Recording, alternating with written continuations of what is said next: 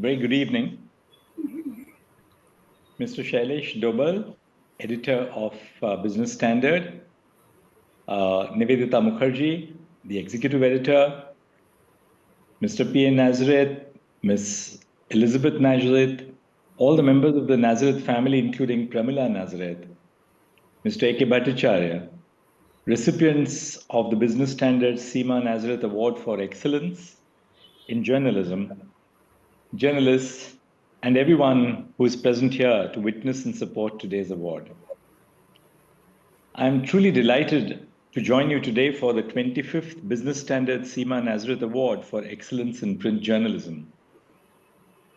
Seema Nazareth was a budding journalist who brimmed with hope, optimism, and ambition before her untimely death in 1999 at the age of 24. As the daughter of an Indian Foreign Service officer and distinguished ambassador, Seema was a well-traveled and well-read woman. She had been writing poems since she was 7.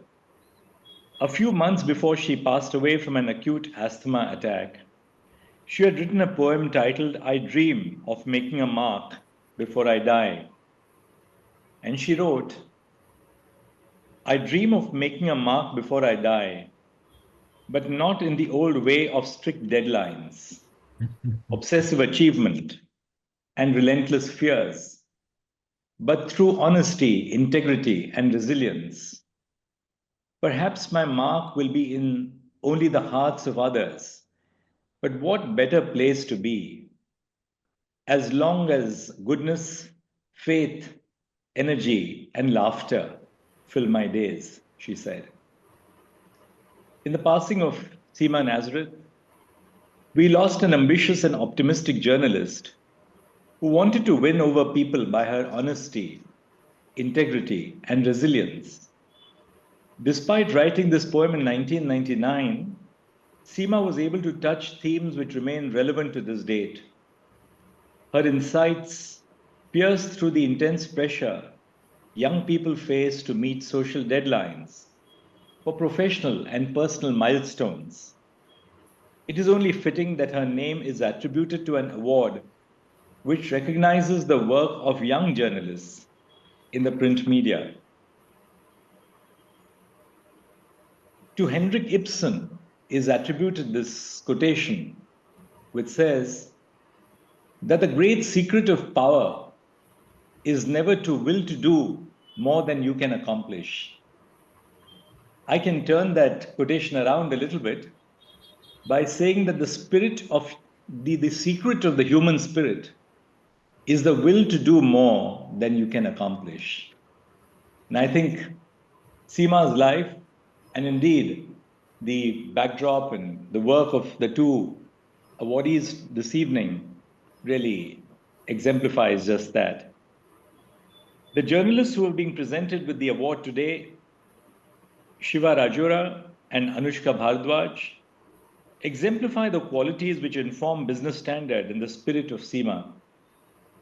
Among others, Shivam has written on the Employees Provident Fund organization's efforts to become more user-friendly, the integration of welfare schemes onto the eShram portal to better serve the unorganized sector workers, and the evolving role and struggles of the Indian labor unions in the face of technological advancements and the gig economy. Shiva's journalistic work stands out for its depth, clarity, and commitment to illuminating India's labor sector with rare vitality. His ability to weave micro-level human experiences into broader economic and technological transformations show his keenly analytical approach. When I was young and a young lawyer, Mumbai was full of labor unions. The areas where the labor unions worked in those days, namely Lower Parel and the textile mills, have now been replaced by swanky malls and swankier high-rise buildings. So in a sense, this is symptomatic of what's happened to manufacturing and labor in general. And it's amazing, therefore, that journalists like Shiva have kept the mission alive of preserving and sense of awareness on labor rights. Anushka Bhardwaj has written on diverse subjects.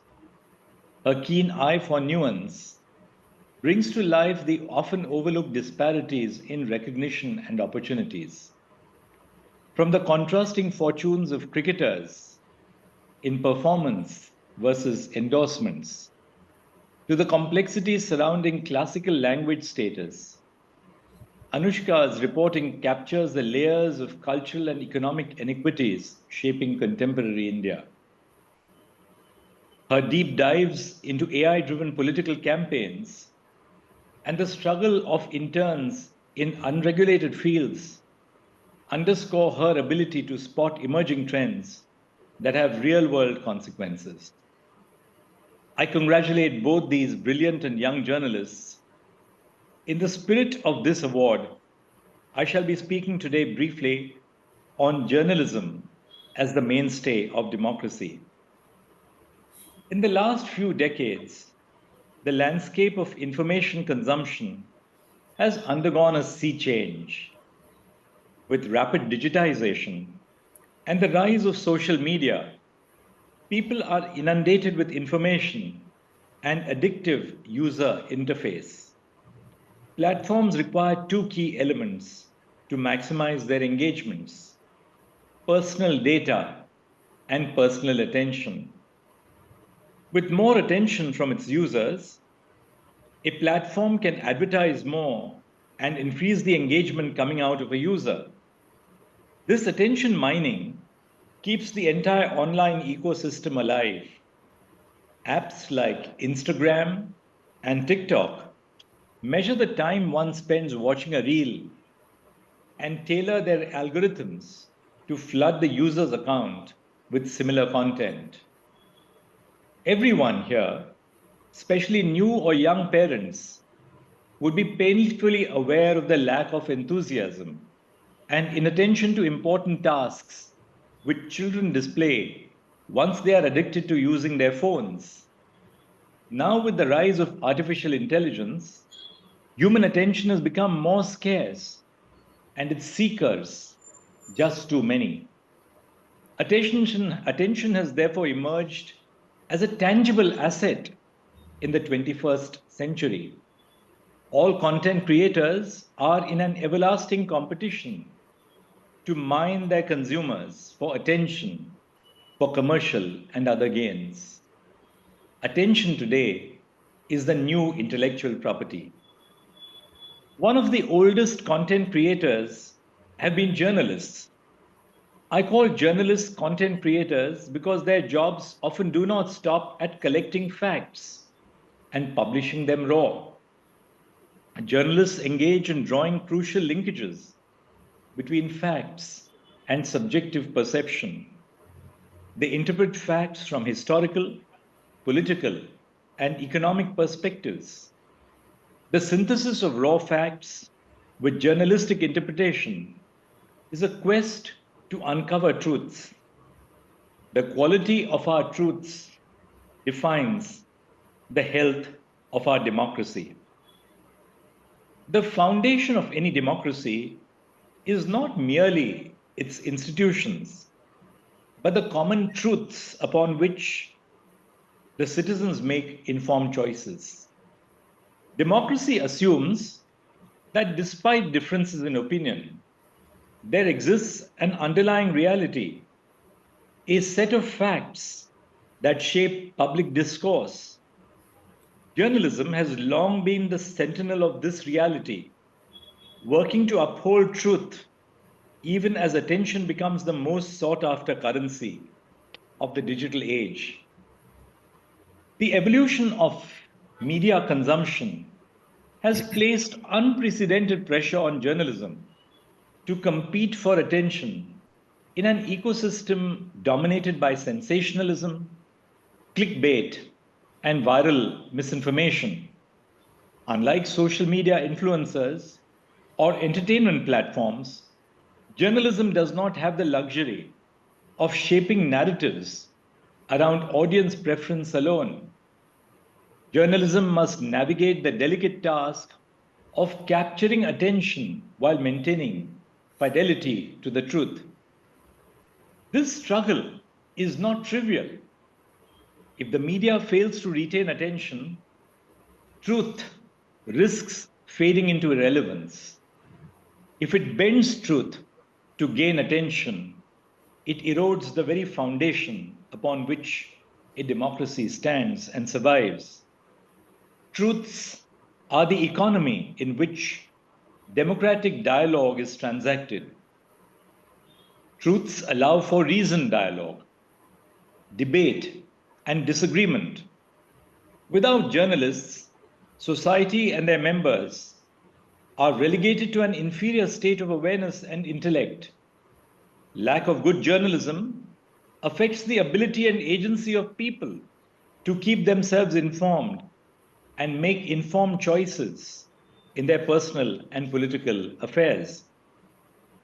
This is why journalism has long been regarded as a fourth pillar of democracy.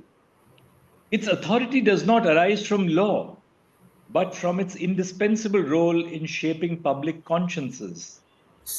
The integrity of journalism determines the integrity of public opinion, and by extension, the integrity of democracy itself.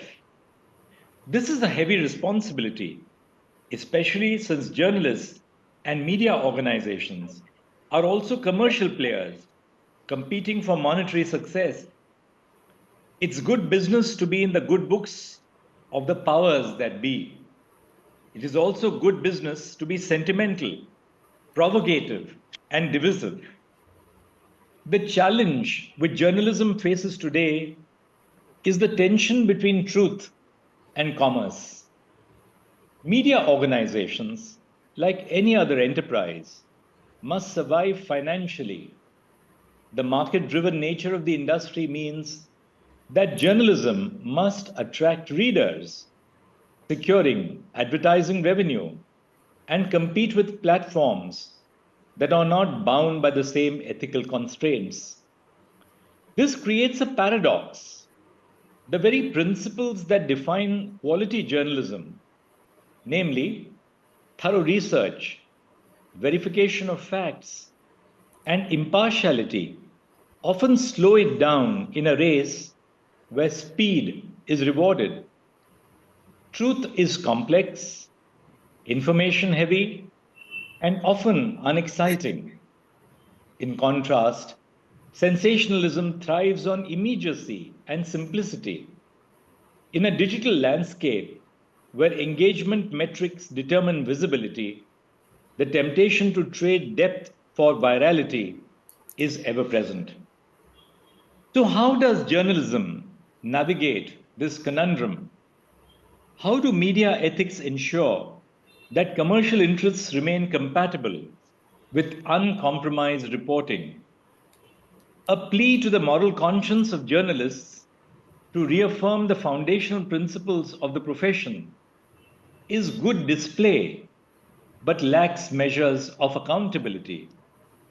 A concerted effort has to be made to ensure that abstract moral ethics of journalism are translated to concrete and enforceable internal policies. Transparency in the sources of funding, firewalls between editorial and business interests, and investment in investigative journalism, despite its costs, are all essential safeguards. We recently saw how an unhealthy relationship between politics and businessmen can corrupt the independence of media organizations. The Washington Post, which has been among the three largest independent American news organizations, is seeing this phenomenon most starkly. Its editorial independence is being compromised by the direct intervention of its business class ownership, who want to produce opinions favorable to the administration. As a result, crucial editors and columnists have quit the Post, and it struggles to retain its critical thinking subscriber base. Unfortunately, not all organizations have a well-documented dilution. Many are weakened in hushed tones behind closed walls. Institutions that have maintained credibility have done so by prioritizing long-term trust over short-term gains under enormous pressure from money, muscle, and politics. At its best, journalism does not merely react to market forces, it shapes them. But the consequence of its corruption is in the undoing of the democracy in which it operates.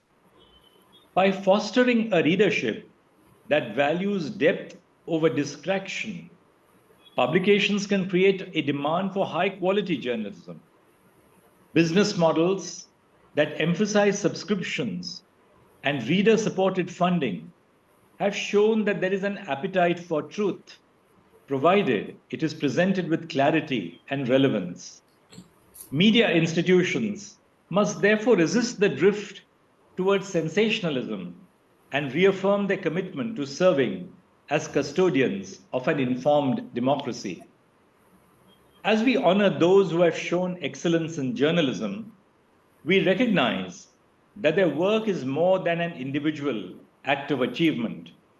It is a public service shaped by the times in which they live and the workspaces where they flourish. Journalism's ability to balance truth with attention, ethics with urgency, and integrity with commerce is what will determine the future of democratic discourse. To all the young, optimistic, and courageous journalists like Seema Nazareth and the awardees, your commitment to truth, even when inconvenient, your insistence on ethics, even when unprofitable, and your resilience in a world that often rewards speed over substance. These qualities will set you apart. Your work does not just inform, it fortifies the very foundations of democracy. There will be times when you feel disheartened, incentivized to derelict in your duty, and tempted to bend and compromise integrity. Resist it. Your reputation will hold you in good stead in the long run. Times, the economy, and power itself are evolving. But the people who arm your profession are here for the long haul and work in an exciting place and world. Your role is crucial for democracy, but exempted from the slow-paced obligations of the other branches of government. I hope you are remembered in the same way in which Seema Nazareth had hoped for herself, not in the old way of strict deadlines, but through honesty, integrity, and resilience. Thank you very much for giving me this opportunity, and congratulations both to Shiva and Anushka. And I join Seema's parents in paying tribute to a remarkable life. Thank you.